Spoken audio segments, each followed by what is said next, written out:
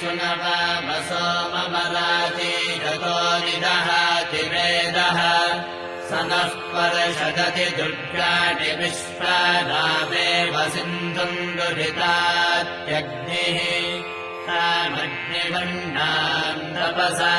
ज्वलन्तीम् वैरोचनीम् कर्मफलेषु दुष्टाम्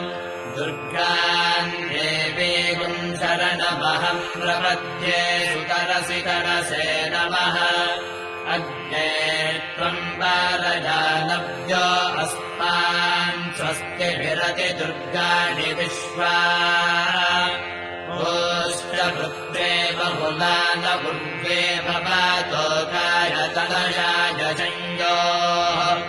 विश्वानि नो दुर्गः जातवेदस्मिन्